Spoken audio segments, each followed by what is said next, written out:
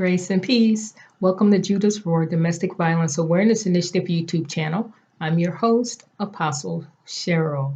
Listen, before we get started, I'm going to give you a few seconds to check down here below the video, right down here.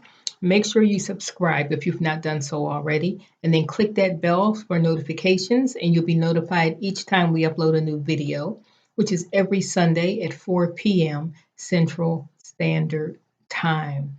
Also, did you know that you can share this video even as you view this video? We'd appreciate it if you would share it with all your social media contacts, email it to your contacts in your email list. We want to be a resource regarding domestic violence, education, and awareness, and not a roadblock. Okay, so thank you for taking the time to do that. Now, the topic that we're going to be talking about this video is getting out of your own way. That's right, getting out of your own way. Listen, this is something that I had to learn, and in some instances, it required remedial training or a do-over. Now, I'm not proud of that. I'm just being transparent, okay?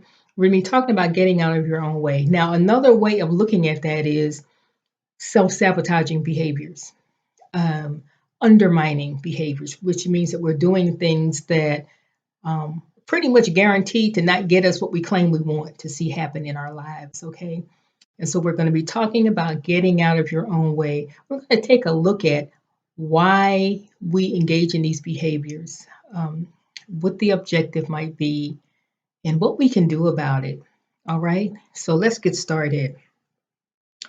When we find ourselves venturing into uncharted waters or unfamiliar turf in our life, it's normal to have some anxiety and some fears and some apprehension around it.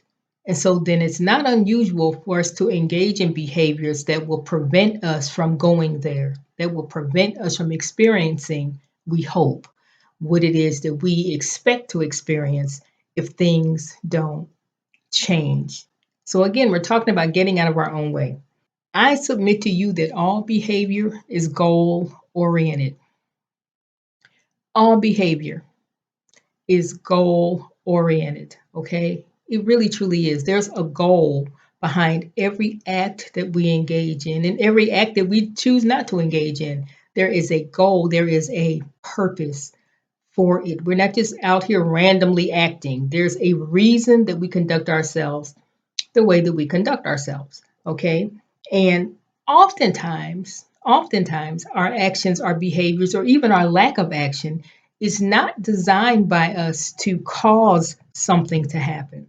It's not designed to be a catalyst for a particular event or series of events, but it may very well be that we're engaging in certain behaviors to prevent something from happening, to avoid something that we feel is inevitable if we don't change our course of action. Those of you who know me personally may have heard me say from time to time, if you don't change your direction, you just may end up where you're headed.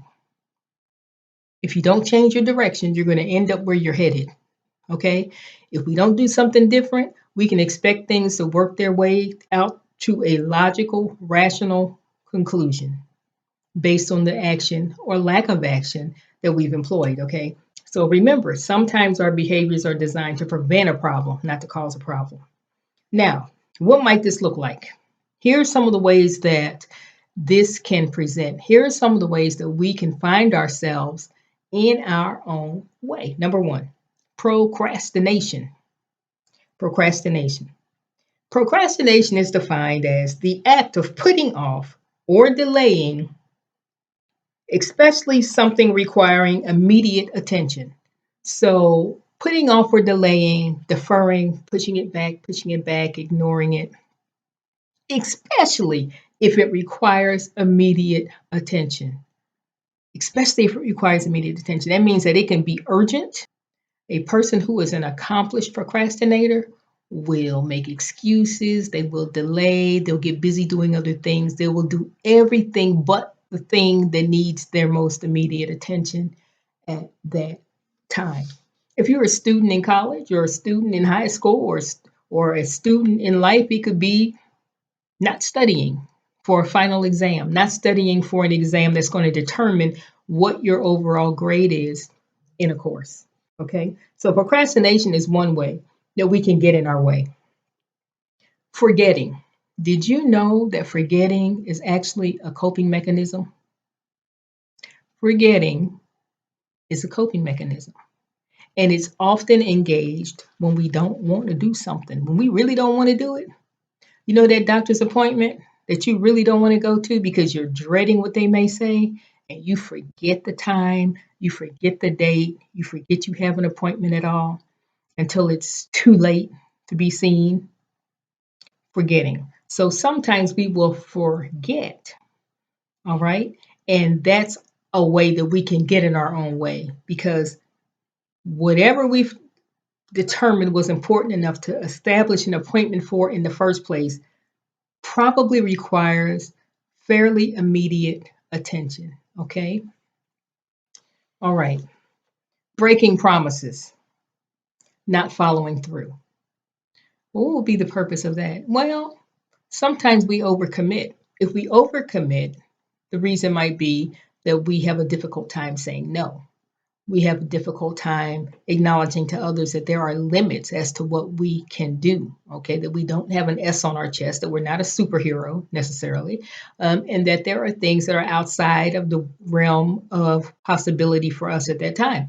If we don't want to admit that, we'll commit to it. We'll commit to it, whether it's emotional support, whether it's uh, time that you spend with someone, whatever it is, a gift, a loan, whatever it is, rather than saying no and accepting responsibility for saying no and understanding that you have an absolute right to say no, to avoid that, we often will commit to things that we shouldn't commit to, and then we fail to follow through, which just creates a whole nother series of issues, right? Here's another one, stating a desire for something, but our actions not bearing it out.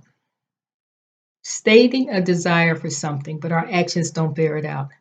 If I say I want to be a world class athlete and I never engage in conditioning training, I never work out, I never exercise, I'm not disciplined, I eat whatsoever I feel like eating, whensoever I feel like eating it. I'm saying I want to be an Olympic class athlete, but I'm not doing what I need to do to become one. So I'm saying one thing and doing something else.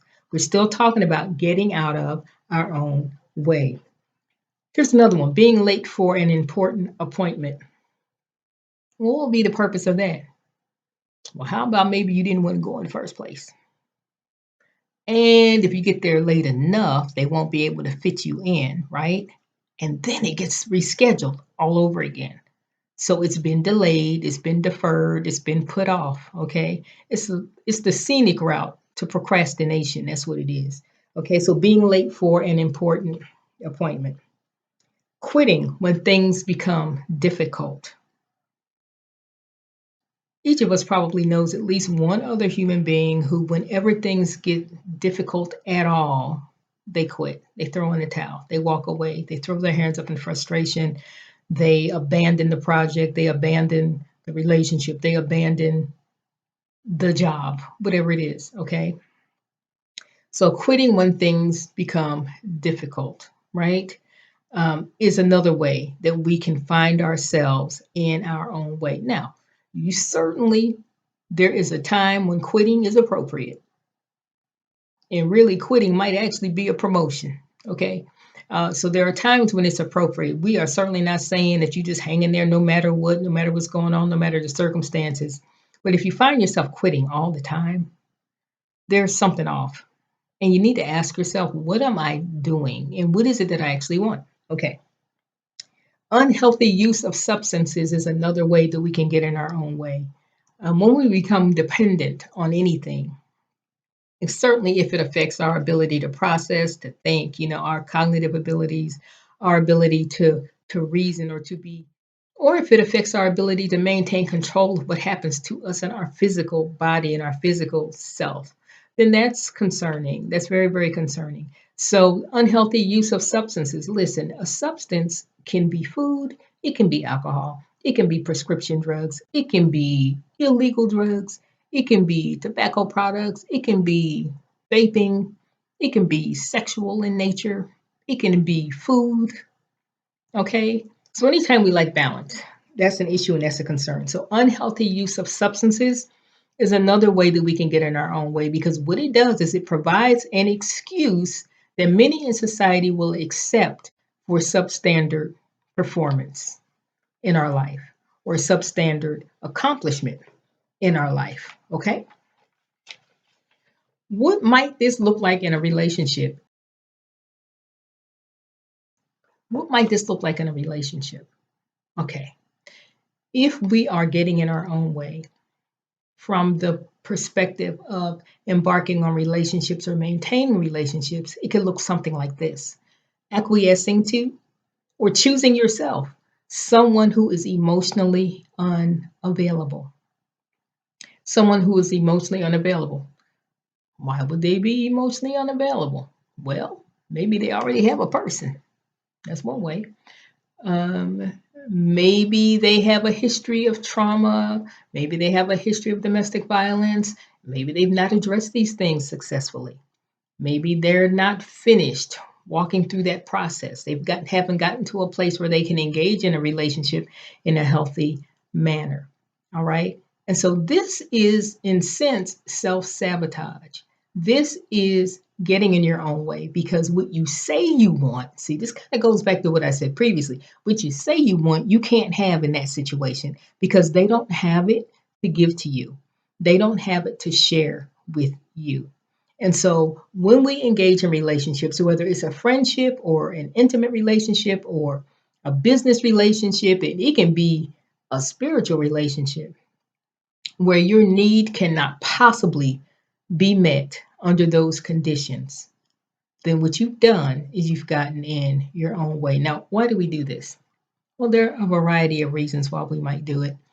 Um, One would be fear of abandonment. Another might be fear of commitment, the other end of that spectrum. Okay. And so, again, all behavior is goal oriented. Everything we do is purposeful. There is a goal, whether it be conscious or subconscious. There is a reason. We're not just moving through life here, just randomly, just, bebopping through. Everything we do is purposeful, it's goal oriented. And so there are several reasons, like I said, that we might do this. A lack of self confidence. Maybe you question yourself often. You don't trust your own judgment. You don't think you know exactly what it is you want in life, or you know what you would like to have in life, but you question your ability to obtain it. Okay. And so a lack of self confidence is one reason. Being stuck between two courses of action is another way that we can find ourselves in our own way and find ourselves engaging in undermining behaviors or self sabotaging behaviors. It's really about self preservation. Okay. And so often you hear the term self sabotage, but really it's self preservation. We are trying to preserve our sense of self as we know it. We're not really interested in venturing out into and conquering new plateaus. Okay. We kind of don't want things to change because it's familiar, right? Even if we're not happy with it, we know how to do it. We know how to live where we're living, and that's easier sometimes for us than stepping out and choosing to grow and choosing to take a risk. So a lack of confidence, being stuck between two decisions. And listen, not making a decision, that extreme procrastination where a decision demands your attention and you refuse to make it, or I refuse to make it, indecision over a period of time is actually a decision. Why do I say that? Because if something is demanding our immediate attention and we continue to procrastinate and we continue to delay a response and we continue to delay making a decision, there inevitably are certain other things that will happen if a decision is not made, right? It's almost like you default to a different decision. But here's the thing. It looks on the surface like you didn't decide anything, which means that then you're not responsible, right, for the outcome. not true.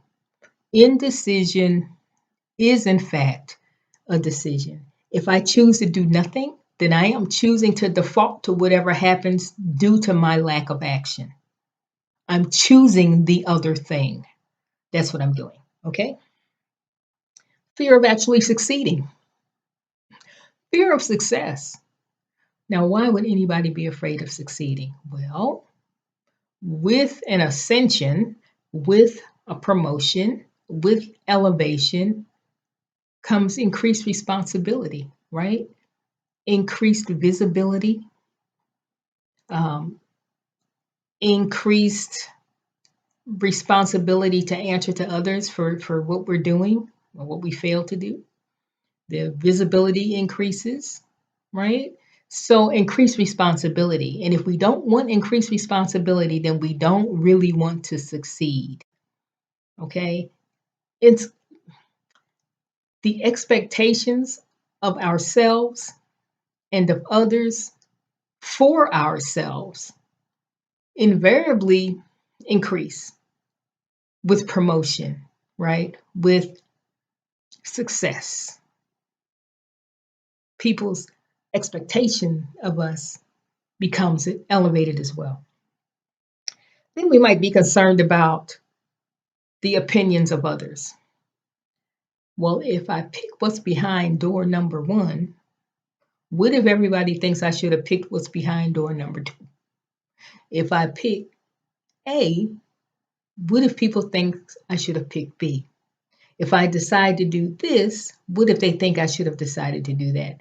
So, an inordinate concern about the opinions of others. We're not talking about, or encouraging that we should dismiss people's opinions altogether. But when we are so concerned about the opinions of others that it impacts what we truly choose to navigate, what path we choose to navigate in our life, then that's a little bit concerning. All right, here's another thing, avoiding emotional angst or upset.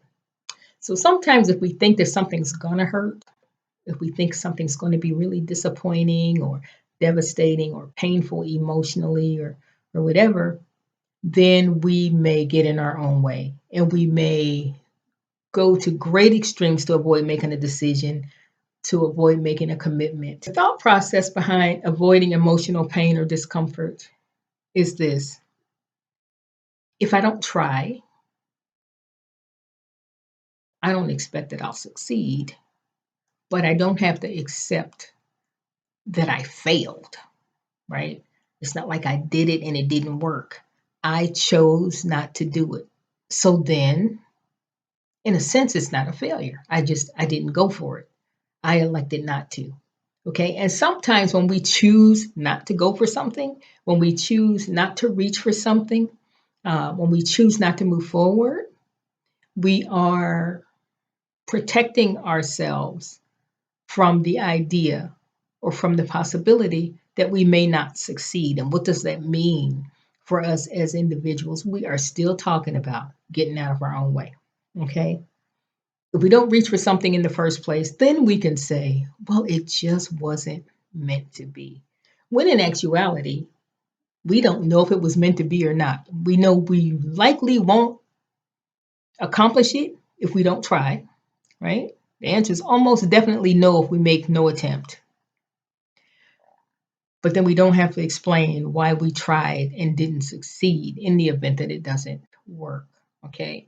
And so these are all the little nuances. These are all the little ways, some of them, not all of them, that we can find ourselves getting in our own way.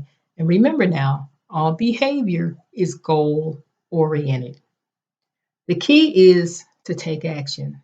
That's the key.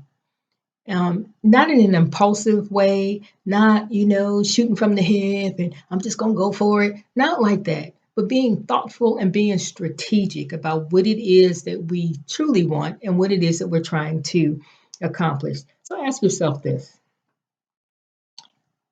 especially if you struggle with this, if you stay in your own way and you know it, okay? Ask yourself, what is it that I really want?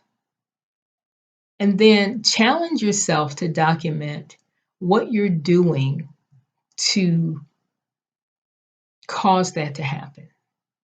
How are you going after that? How are you pursuing after that? Whatever it is that you've decided that you want, then ask yourself, what am I afraid of?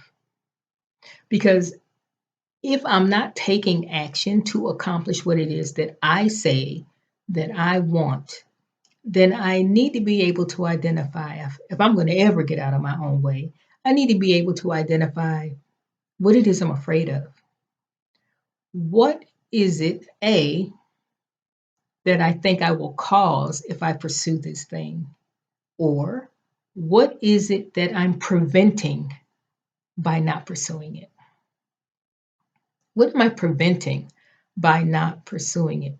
Okay. And ask yourself, if I continue just as I am right now concerning this thing that I say that I want, if I continue to do exactly what I'm doing today, where will that most likely lead me? Am I going to accomplish what I say I want to accomplish? Okay. Or is it highly unlikely that I will ever accomplish it if I continue to do what I'm doing right now? We're still talking about getting out of our own way. Ask yourself this: what thinking errors am I engaging in? Now, listen, for those of you who aren't clear about what thinking errors are, we have a video here on the channel. I encourage you to look it up, the thinking errors, and we talk about in greater detail. We identify what many thinking errors are, okay, and how they impact us in our day-to-day life. Do you continually find yourself going around the mountain till she comes? Do you find yourself in similar circumstances that you find unsavory over and over and over again, whether it be employment, whether it be relationship, no matter what it is? Do you find yourself in these similar circumstances time after time after time? If the answer to that question is yes, who is the common denominator in each of these scenarios? Usually, there is some anxiety provoking thought process or some anxiety provoking emotion that we don't want to experience. Okay. Um, some of the things that are foundational, I think, to these feelings that we're trying so desperately to avoid could be a fear of commitment. Fear of commitment is one. Um, And so when we have a fear of commitment, we engage in behaviors that just about guarantee that there's no expectation that we're going to commit. Okay. It's like if you hate your job and you're not interested in being the president of the company, you keep coming late to work. You will not have to worry about being promoted to president now, will you? Mm-mm. They're not even going to think about promoting you. So we have a fear of commitment. Oftentimes we'll engage in behaviors that prevent commitment from even being suggested. This goes for relationships. It goes for employment. Look, it goes for ministry. If you belong to a church and they're looking for a Sunday school teacher and you always come to Sunday school late, they probably won't ask you to be the Sunday school teacher because the teacher needs to be in the class, right? Okay, so there are behaviors that we will engage in that just about ensure that we are not confronted with the question that we don't want to have to answer. Okay, so fear of commitment, fear of abandonment is another way that we can get in our own way because we will find ourselves tolerating things and enduring things that we should not because of our fear of being left alone. Okay. And so a lot of times in domestic violence riddled relationships, this is the case. The victim is just terrified of being alone, and maybe has experienced abandonment earlier in life or has experienced, fractured relationships or fractured friendships in the past. Maybe they have not had a great social circle. And so they desperately want to be connected to someone. And so fear of abandonment will cause us to tolerate things that we should not be tolerating. Okay.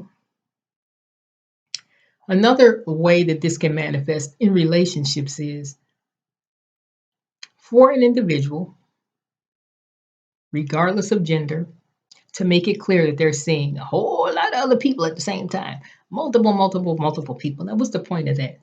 The point of that is I'm hiding in plain sight. I'm letting you know up front that I'm not making a commitment to none of y'all. There's a whole bunch of y'all. I'm not making a commitment. So I'm making it clear without saying it necessarily. Okay. And the thing that it does, it's in theory, relieves the central character, relieves them of any responsibility for someone's feelings being hurt or them being offended or whatever, because they were warned, they were told, and they chose to engage anyway. Okay, so seeing multiple partners is a way that people often conduct themselves when they are fearful of commitment or fearful of abandonment. Sometimes people want multiple people around because if someone leaves, they still got someone left. Okay, and so fear of commitment, fear of abandonment are two things that oftentimes I think play heavily in domestic violence relationships. Okay, here's what I want you to know. Like, how do you get out of this? How do you stop? How do you stop? How do you stop getting in your own way? Well, you have to be aware that you're doing it, first of all. And you have to have the courage to acknowledge that you're doing it and accept responsibility for doing it in the first place. Okay. So that's the first thing. The other thing that I want you to know is to realize that anytime we want to make a significant change in our life, it's best to make micro changes, right? To take small steps. But the key is to continue to make steps, to continue to move forward in terms of changing that behavior. So broad sweeping changes oftentimes they don't stick because it feels overwhelming. It feels like we're depriving ourselves of something. It feels like it's too much. Okay. And so if we make small adjustments until we get to the place where we've changed the behavior that it is that we desire to change. So you have to pay attention. Then keep track of your progress. Keep track of your progress. Okay. Remember that what we tell ourselves, you'll hear me say this often, what we tell ourselves is critically important. Our self talk is key. Celebrate your victories. Celebrate your victories. I mean, every once in a while, even by accident, you're going to get it right. Okay. So celebrate your victories when you do. Hold yourself accountable, but be kind. Um, and then I want to leave you with this thought. As a clinician, this is something that I've observed throughout my career, is that often we'll tell our clients, will tell people that we counsel to use new coping skills, and we'll even share with them some skills that they can use to replace some self-defeating behaviors that they may be engaging in. But this is what we don't tell you. You are not going to feel like leaping tall buildings in a single bound at first. You're not going to feel amazing at first. You're not going to feel like, yes, I did it at first. You're going to probably feel a little weird, a little strange, and very uncomfortable.